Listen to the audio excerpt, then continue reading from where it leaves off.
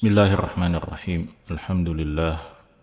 Wassalatu wassalamu ala rasulillah wa ala alihi wa sahbihi wa man walah, amma ba'd.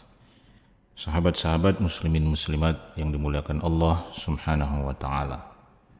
Selama Allah subhanahu wa ta'ala masih menakdirkan kita hidup di muka bumi ini, maka selama itu pula tidak mungkin kehidupan kita akan sepi, akan kosong dari musibah, dari masalah, dari kesedihan, dari kehilangan. Siapapun yang memimpikan kehidupan dunia tanpa masalah, maka sebenarnya dia sedang memimpikan sesuatu yang mustahil terjadi. Tidak mungkin kehidupan kita sekali lagi di dunia ini tanpa masalah, tanpa problema, tanpa kesedihan, tanpa musibah, tanpa ujian. Kenapa? Karena memang pada dasarnya tabiat kehidupan dunia ini diciptakan oleh Allah Subhanahu wa ta'ala sebagai ruang ujian, sebagai tempat ujian bagi kita semua. Dengan kata lain, ketika kita menjalani kehidupan dunia ini, maka kita harus siap untuk menerima soal-soal ujian yang disampaikan oleh Allah Subhanahu wa ta'ala kepada kita di panggung kehidupan dunia ini. Tetapi sahabat-sahabat sekalian yang dimuliakan oleh Allah Subhanahu wa ta'ala, kalau kita selalu belajar dan belajar tentang kehidupan akhirat, maka kita akan sampai pada satu titik kesimpulan bahwa seberat-beratnya ujian yang Allah berikan pada kita, seberat-beratnya musibah yang Allah berikan kepada kita, maka ujian dan musibah itu tidak ada apa-apanya jika dibandingkan dengan azab dan siksa yang Allah siapkan untuk mereka yang durhaka kepada Allah Subhanahu wa ta'ala di kehidupan akhirat. Ujian kita hari ini, kesusahan kita hari ini, kesedihan kita hari ini, jika kita jalani sesuai dengan kisi-kisi jawaban yang Allah telah siapkan di dalam Al-Quran dan sunnah Nabi SAW, maka kesabaran kita akan berbuah manis di kehidupan akhirat kita. Sebaliknya, ketika kita menyikapi ujian-ujian dan musibah-musibah itu dengan penyikapan yang tidak sesuai dengan apa yang Allah Subhanahu wa ta'ala paparkan, pandukan pada kita di dalam Al-Quran, tidak sesuai dengan apa yang diwariskan oleh Nabi SAW kepada kita melalui sunnahnya, maka kita tentu tidak mungkin mendapatkan buah yang manis, tidak mungkin mendapatkan hasil yang indah di kehidupan akhirat kita. Maka penting sekali bagi kita untuk selalu mengingat bahwa seberat apapun ujian kita di dunia, maka itu hanyalah segelintir kecil, bahkan sangat kecil jika dibandingkan dengan kesusahan, kesulitan, kepedihan yang Allah siapkan di kehidupan akhirat untuk hamba-hamba yang durhaka kepada Allah Subhanahu wa ta'ala. Allah Subhanahu wa ta'ala mengingatkan kita di dalam surah Al-Baqarah pada ayat 155. Allah Subhanahu wa ta'ala mengatakan, وَلَنَبْلُوَنَّكُمْ بِشَيْءٍ مِّنَ الْخَوْفِ وَالْجُوعِ وَنَقْصٍ مِّنَ الْأَمْوَالِ وَالْأَنفُسِ وَالثَّمَرَاتِ وَبَشِّرِ الصَّابِرِينَ. Ayat indah ini mengingatkan kepada kita di mana Allah mengatakan وَلَنَبْلُوَنَّكُمْ بِشَيْءٍ, وَلَنَبْلُوَنَّكُمْ, dan sungguh pasti kami akan selalu menguji kalian. Di sini pada kata ini Allah Subhanahu wa ta'ala menggunakan setidaknya dua komponen taukid, komponen penguat ungkapan.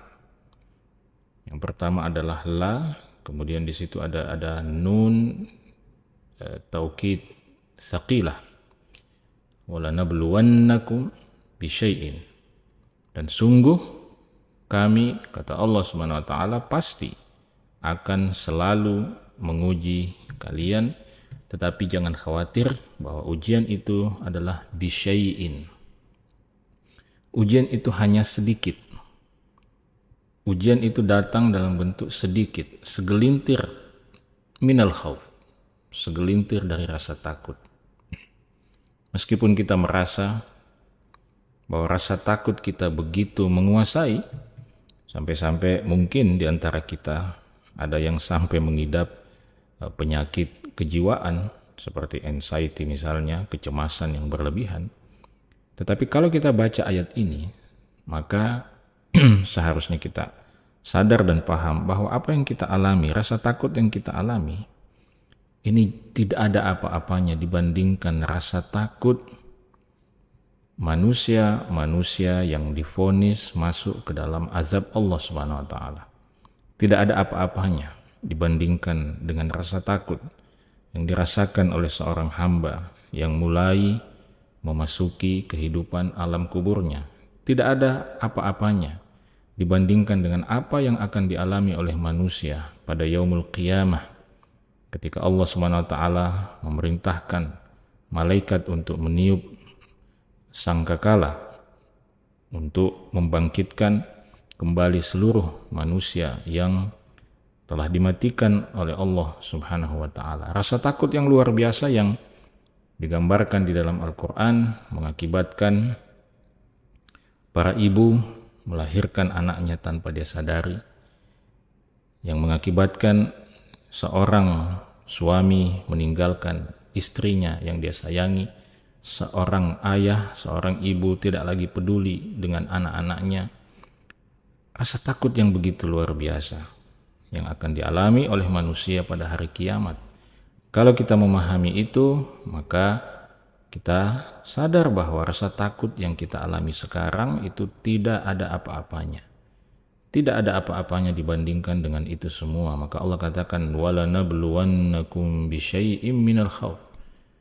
Kami akan selalu menguji kalian, tetapi yang kami ujikan pada kalian itu hanya sedikit rasa takut. Wal ju', dan sedikit rasa lapar. Wa naqsim minal amwal, dan sedikit kekurangan dalam soal harta. Wal anfus, dan sedikit kekurangan dalam soal jiwa. Mungkin ada orang yang terkasih kita yang diambil oleh Allah Subhanahu wa taala. Memang itu adalah ujian yang berat, tetapi Allah ingatkan bahwa seberat-beratnya ujian itu tidak ada apa-apanya dibandingkan dengan apa yang akan kita alami pada yaumul qiyamah. Wathamarat, dan juga Allah akan menguji kita dengan sedikit kekurangan buah-buahan, sedikit kekurangan makanan. Dan karena ini adalah ujian, dan ujian ini adalah ujian yang sedikit saja nilainya, kadarnya dibandingkan dengan apa yang Allah siapkan di kehidupan akhirat, maka Allah mengatakan wabasyiris sabirin. Berikanlah kabar gembira kepada orang-orang yang bersabar. Berikanlah kabar gembira kepada hamba-hamba yang bersabar menghadapi ujian itu. Hamba-hamba yang bisa menyikapi ujian itu dengan sikap yang positif, dengan sikap yang tepat. Dengan kata lain, ketika kita mendapatkan soal ujian dalam bentuk kehilangan, dalam bentuk rasa takut, dalam bentuk rasa lapar, maka kisi jawabannya adalah dengan bersabar menyikapi, menghadapi ujian itu. Bagaimana bentuk kesabaran itu? Bagaimana bentuk kesabaran yang seharusnya kita miliki, yang seharusnya kita lakukan ketika kita mendapatkan ujian? Allah mengatakan pada kelanjutan ayat tersebut, alladzina idza asabathum musibah qalu inna lillahi wa inna ilaihi raji'un.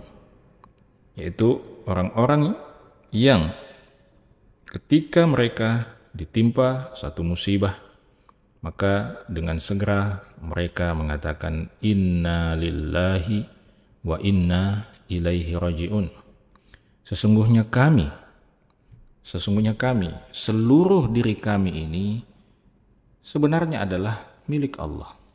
Milik Allah semata. Kami dengan seluruh yang kami miliki, dengan perasaan bahagia yang kami miliki, dengan harta benda yang kami miliki, dengan orang-orang yang tercinta yang kami miliki, pada dasarnya semua ini adalah lillah. Ini adalah milik Allah Subhanahu wa ta'ala. Dan karena dia milik Allah Subhanahu wa ta'ala, maka sepenuhnya terserah kepada Allah Subhanahu wa ta'ala. Sepenuhnya terserah kepada Allah Subhanahu wa ta'ala. Allah ingin memperlakukan seperti apa. Dan kami yakin apapun yang Allah tetapkan, apapun yang Allah lakukan terhadap diri kami, terhadap semua yang kami miliki, Allah Subhanahu wa ta'ala tidak mungkin melakukan kezaliman kepada kami. Karena Allah Subhanahu wa ta'ala telah mengharamkan kezaliman itu pada dirinya, sebagaimana disebutkan dalam sebuah hadis qudsi. Inna lillah, sesungguhnya kami adalah milik Allah. Wa inna ilaihi raji'un, dan karena kami milik Allah, maka sungguh kami pasti akan kembali kepada Allah Subhanahu wa ta'ala. Kami akan kembali hanya kepada Allah Subhanahu wa ta'ala, tidak kepada selain Allah Subhanahu wa ta'ala. Dan ketika nanti kami kembali kepada Allah Subhanahu wa ta'ala, kami berharap semoga Allah Subhanahu wa ta'ala memberikan balasan yang membahagiakan kami atas kesabaran kami menghadapi ujian-ujian itu. Semoga Allah Subhanahu wa ta'ala memberikan kami balasan yang dahsyat atas pengakuan kami ini, atas pernyataan kami ini bahwa kami adalah milik-Mu ya Allah. Kami serahkan seluruh kehidupan kami hanya kepadamu ya Allah. Dan kami yakin bahwa apa yang Kau lakukan pada kami itu adalah berangkat dari kemahaadilan-Mu Subhanahu wa ta'ala. Maka orang-orang seperti ini Allah katakan pada kelanjutan ayat itu, ulaika alaihim salawatum mir rabbihim wa rahmah. Mereka akan mendapatkan salawat dan kasih sayang dari Allah Subhanahu wa ta'ala, wa ulaika humul muhtadun, dan mereka itulah saja orang-orang yang mendapatkan hidayah dari Allah Subhanahu wa ta'ala. Jadi orang yang mendapatkan hidayah dari Allah Subhanahu wa ta'ala, salah satu tanda, salah satu indikator utamanya adalah dia bisa bersabar menghadapi setiap ujian yang Allah berikan kepadanya. Dan bersabarnya itu dalam wujud menyatakan diri kepada Allah Subhanahu wa ta'ala, inna lillah, sungguhnya kami ini milik-Mu ya Allah, wa inna ilaihi raji'un, dan sungguhnya kami pasti akan kembali kepadamu ya Allah.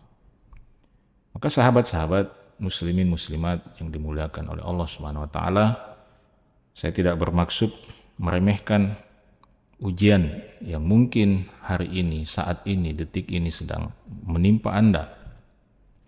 Saya tidak bermaksud menyepelekan kesulitan-kesulitan yang Anda alami hari ini, kesulitan-kesulitan finansial mungkin bagi Anda yang baru saja hijrah dan meninggalkan sumber-sumber penghasilan, sumber-sumber pendapatan yang diharamkan oleh Allah Subhanahu wa ta'ala. Saya tidak menyepelekan kesulitan Anda untuk mencari nafkah yang halal untuk diri dan keluarga Anda.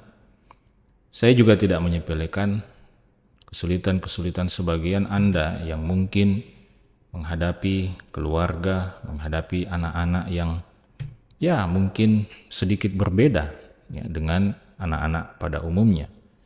Anak-anak yang mungkin cenderung sulit untuk diingatkan, cenderung sulit untuk dinasihati.